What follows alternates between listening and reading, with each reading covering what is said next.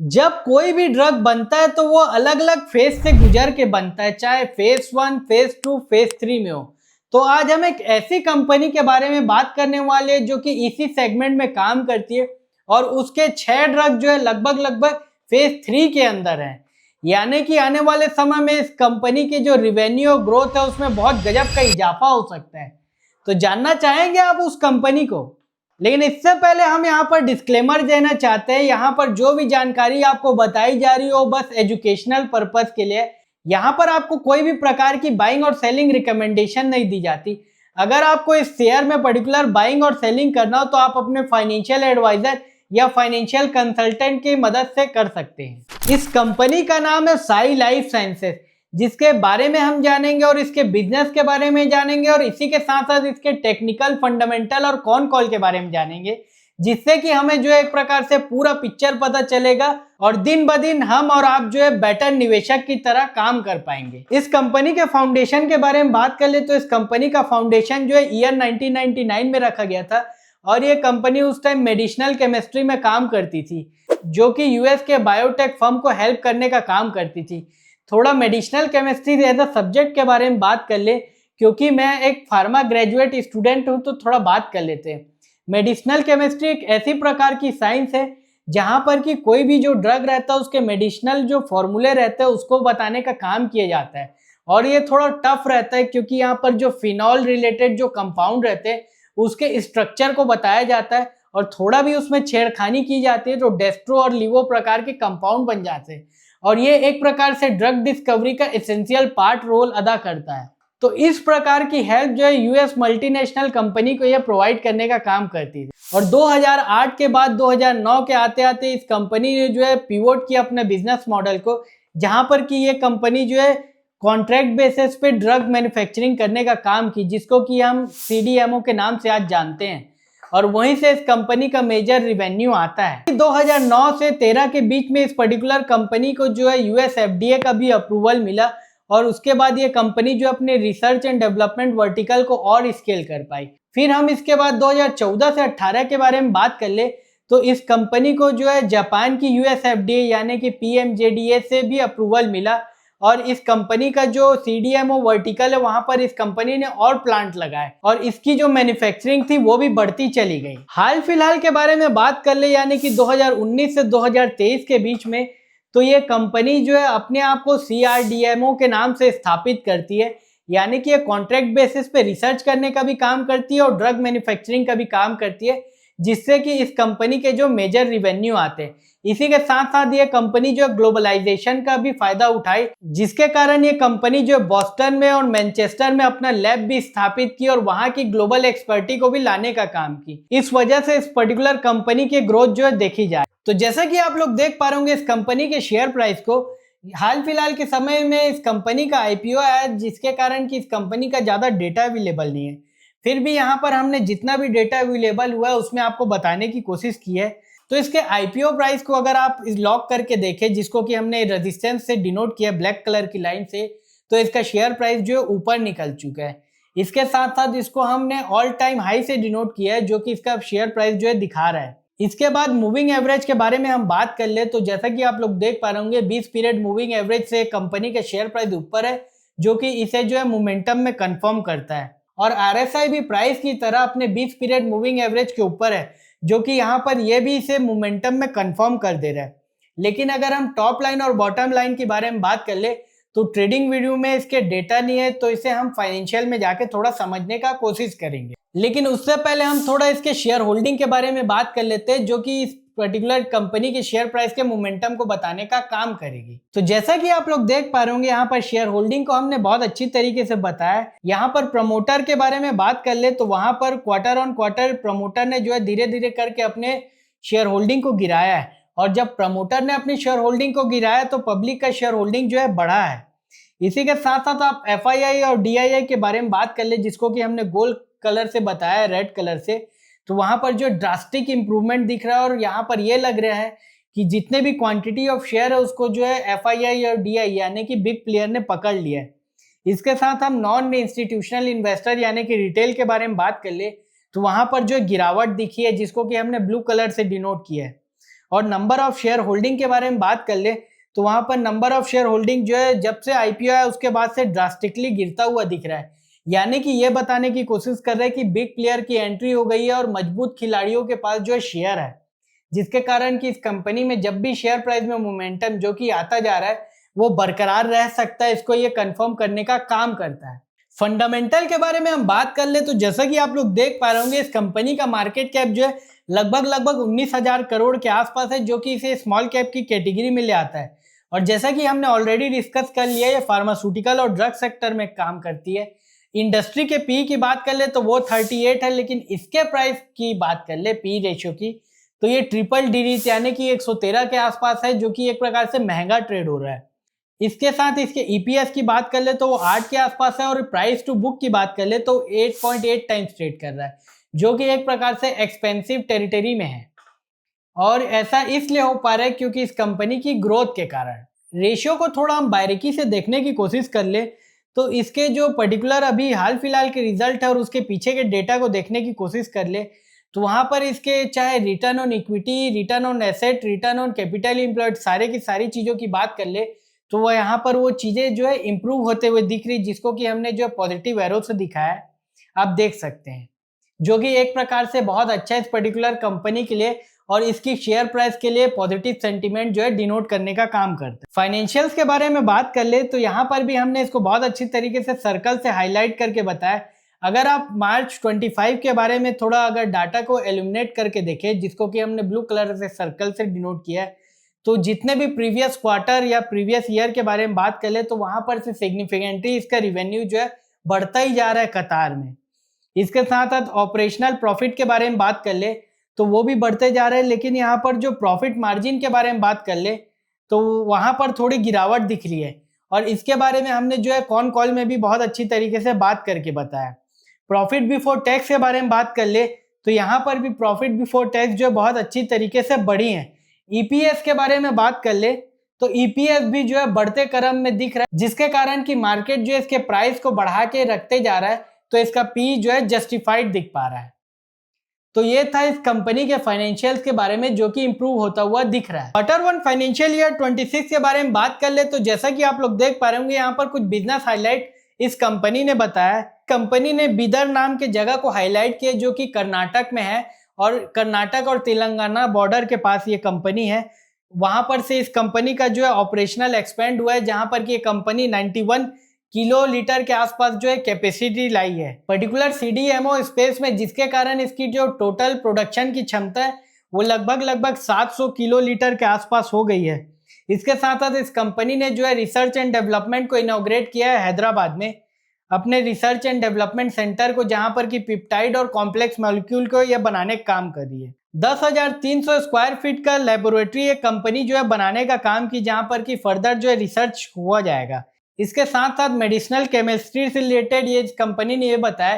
कि particular medicinal chemistry का जो है ब्लॉक लाया जा रहा है और वहां पर भी लगभग 200 फ्यूरान होल्डिंग कैपेसिटी की फैसिलिटी बनाई जा रही है, जहां पर कि मेडिसिनल केमिस्ट्री से रिलेटेड रिसर्च हो सके। आने वाले Q1 फाइनेंशियल ईयर 27 तक इस कंपनी ने बताया कि 200 किलो लीटर के आसपास ये जो है अपना ऑपरेशन बढ़ाएगी ये कंपनी और एडिशनल जो है क्वांटिटी ऐड करेगी।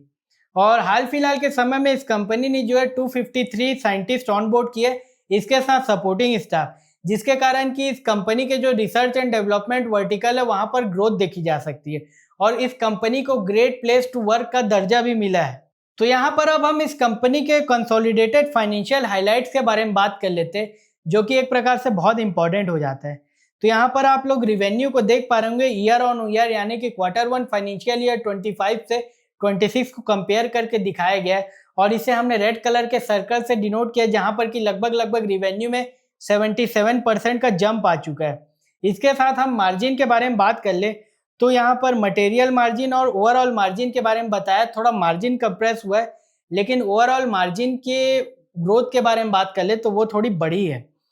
और इबट्टा मार्जिन के बारे में बात कर ले तो पहले वो 11% के आसपास थी, जो कि अभी बढ़ के हो गई 25%, जो कि एक प्रकार से बहुत अच्छी है। इसके साथ ये हुआ है कि जो प्रॉफिट आफ्टर टैक्स है वो Q1 फाइनेंशियल ईयर 26 में नेगेटिव 13 करोड़ के आसपास था, जो कि बढ़ के अभी के समय जो है 60 करोड़ के आसपास आ गया है और यहाँ पर 12% का जो है इम्प्रूवमेंट देखा जा रहा है। उसके बाद यहाँ पर रिवेन्यू कंट्रीब्यूशन के बारे में बात कर ले, यानी कि ये कंपनी जब 100 रुपये कमाती है तो उसका 63 रुपये जो CDMO बिजनेस से आता है और CRO से इस कंपनी जो है 37 रुपीज कमाने का काम करती है। CDMO के बिजनेस में यहाँ पर बहुत अच्छी तरीके से बताया, यहाँ पर 314 करोड़ का जंप आया है और यहाँ पर ग्रोथ के बारे में बात कर ले तो वो 113% के आसपास है और CRO की बात कर ले तो वहां पर जो रिवेन्यू ग्रोथ है वो 38% के आसपास है,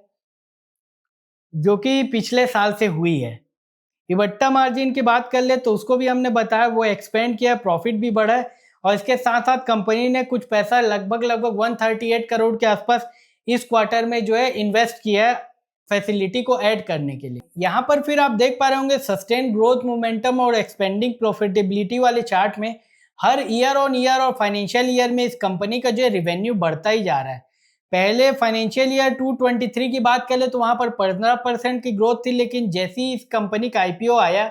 और इसको प्री IPO के बारे में बताया गया, वहां पर 20% था और पोस्ट IPO वहां पर 25% की ग्रोथ देखी जा रही है। क्वार्टर ऑन क्वार्टर जो है 11% से 25% ग्रोथ बढ़ी है, जिसके कारण इस कंपनी का जो प्रॉफिटेबल एक्सपेंशन हो रहा है वहां पर स्केलेबिलिटी भी आती जा रही है। दो एरो को हमने और इम्पोर्टेंट जगह डिनोट किया है, जहां पर कि आप लोग देख पा रहे होंगे ये कंपनी जो है पोजीशन है 15 से 20% रिवेन्यू ग्रोथ के लिए लगभग आने वाले 3 से 5 साल के लिए। और इबट्टा मार्जिन की बात कर ले तो कंपनी जो हाईलाइट करी है 28 से 30% का मार्जिन ये एक्सपेक्ट किया जा सकता है इस पर्टिकुलर कंपनी के द्वारा, जो कि एक प्रकार से बहुत अच्छी गाइडेंस है इस पर्टिकुलर कंपनी के द्वारा,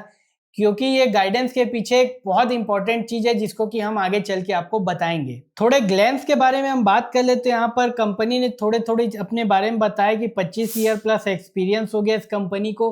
300 प्लस ग्लोबल क्लाइंट के साथ ये काम करती है और 25 टॉप कंपनी के बारे में बात कर ले यानी कि इनोवेटर कंपनी, उसमें 18 के साथ ये कंपनी जो है काम कर रही है। टोटल कैपेसिटी 700 किलो डेल्टन के आसपास है। की हाइलाइट्स में देखें तो यहाँ पर हमने बहुत इंपॉर्टेंट चीजों को हाईलाइट किया, जैसे कि आप लोग देख पा रहे होंगे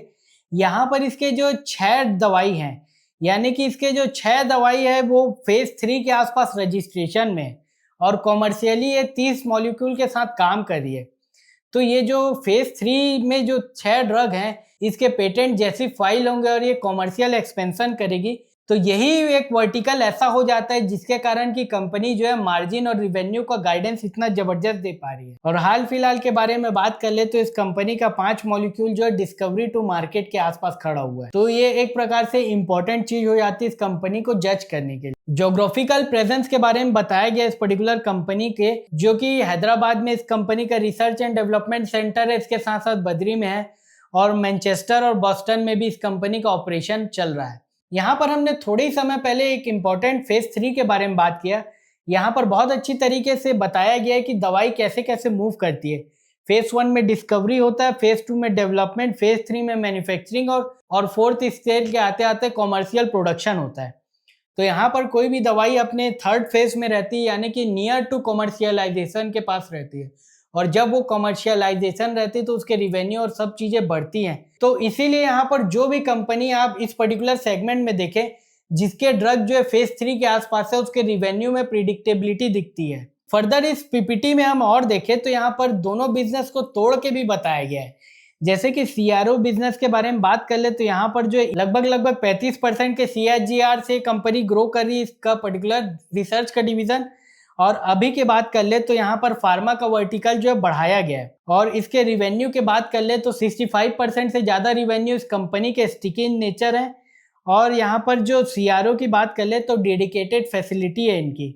जो कि स्केल अप की जा रही है। इसके बाद CDMO बिजनेस के बारे में बात कर ले तो वहां पर जो है 17% का ग्रोथ आ रहा है। यहाँ पर बेस थोड़े बड़े तो ग्रोथ थोड़ा कम दिख पा रहा है, लेकिन यहीं से इस कंपनी का जो मेजर रिवेन्यू आ रहा है। कस्टमर स्प्लिट के बारे में बात कर ले तो जैसे कि आप लोग देख पा रहे इस फाइनेंशियल ईयर में फार्मा का वर्टिकल जो है बढ़ा हुआ दिख रहा है और बायोटेक का थोड़ा कम होता हुआ दिख रहा है। कंपनी जो एक और स्पेसिफिक चीजों के बारे में बात करी, जैसे कि commercialisation of new chemical entity की। इसके साथ कंपनी का जो CDMO बिजनेस से रिवेन्यू आ रहा है अलग अलग थेरेपी वाइज भी बताया गया है। CNS, इन्फेक्शन डिजीज और कार्डियोवैस्कुलर से कंपनी का रिवेन्यू ग्रो हो रहा है। लेकिन एंटी हिस्टामिन और ऑन्कोलॉजी से गिर रहा है और डर्मेटोलॉजी, इम्यूनोलॉजी और अदर चीज़ों से इस कंपनी का जो रिवेन्यू है गिरा हुआ है। इसके साथ साथ मेटाबॉलिक और जेनेटिक डिसऑर्डर में देखें तो वहां से इस कंपनी के जो CDMO बिजनेस है वो ग्रोथ आ रही है। न्यू मॉडलिटीज की बात कर ले तो कंपनी का एक और रिवेन्यू जनरेटिंग का वर्टिकल खड़ा हो रहा है, जिसको कि आप लोग देख सकते हैं, हमने 7% का हुआ है, उसको सर्कल से डिनोट किया है। आने वाले समय में इसके ग्रोथ से हम रिवेन्यू में कंट्रीब्यूशन और देख सकते हैं। इस पर्टिकुलर बिजनेस के बारे में बात कर ले तो peptide, antibody, drug coagulation, lipid और ओलिगोन्यूक्लियोटाइड जैसे कॉम्प्लेक्स मॉलिक्यूल से है और इस पर्टिकुलर सेगमेंट से धीरे धीरे इस कंपनी का रिवेन्यू जो है ग्रो हो रहा है। अभी इस रिवेन्यू का साइज जो है थोड़ा छोटा है, आगे चल के ये बड़ा हुआ दिख सकता है। मैनेजमेंट ने इन्वेस्टर प्रेजेंटेशन में दो इंपॉर्टेंट चीजों के बारे में बताया जिसे कि हमें देखना बहुत ज्यादा इंपॉर्टेंट हो जाता है। पहला ग्लोबल CRDMO इंडस्ट्री के बारे में बताया और दूसरा इंडियन के बारे में। ग्लोबल CRDMO इंडस्ट्री के बारे में बात कर ले तो इसका रिवेन्यू जो आने वाले समय में होने वाला है $300 बिलियन के आसपास, जो कि हम जो है 2028 तक देख सकते हैं, जिसको कि बहुत अच्छी तरीके से इस कंपनी के मैनेजमेंट ने बताया ग्राफिकली और उसके साथ कुछ इंपॉर्टेंट की हाईलाइट को भी किया है। ग्लोबली अगर देखें हम तो यहाँ पर जो है लगभग 9% का ग्रोथ चल रहा है CAGR टर्म्स में। इसी के साथ साथ स्मॉल और लार्ज मॉलिक्यूल के बारे में बताया गया है, उसकी ग्रोथ को आप देख सकते हैं। जो बजट है ग्लोबल इनोवेटर कंपनी, चाहे मर्क, फाइजर, मॉडर्ना, रॉश की बात कर ले, जो कि पेटेंट दवाई बनाने का काम करती है, उनका जो रिसर्च एंड डेवलपमेंट का कॉस्ट होता है वहां पर 50% जो कॉस्ट है वो इन्हीं पर्टिकुलर कंपनी को दिया जा रहा है ताकि वो कॉन्ट्रैक्ट बेसिस पे रिसर्च करके उनको जो है IP राइट्स और चीजें प्रोवाइड कर सके, जिसके कारण कि ये जो कंपनी है साई लाइफ साइंसेस और प्रकार की जो कि इस पर्टिकुलर कैटेगरी में काम करती है, उनकी ग्रोथ वहां से आ रही है। यहाँ पर हम लार्ज मॉलिक्यूल के बारे में बात कर ले तो यहाँ पर लार्ज मॉलिक्यूल का इस पर्टिकुलर 9% की ग्रोथ में 12% से CAGR से ग्रोथ देखा जा रहा है। इसके बाद हम कॉम्प्लेक्स मॉलिक्यूल के बारे में बात कर ले तो बायोलॉजिक्स की, पेप्टाइड की और ओलिगोन्यूक्लियोटाइड की वहां पर 40% का ग्रोथ देखा जा रहा है। और इस पर्टिकुलर कंपनी के बारे में बात कर ले तो जो न्यू मॉडेस्ट डिवीजन है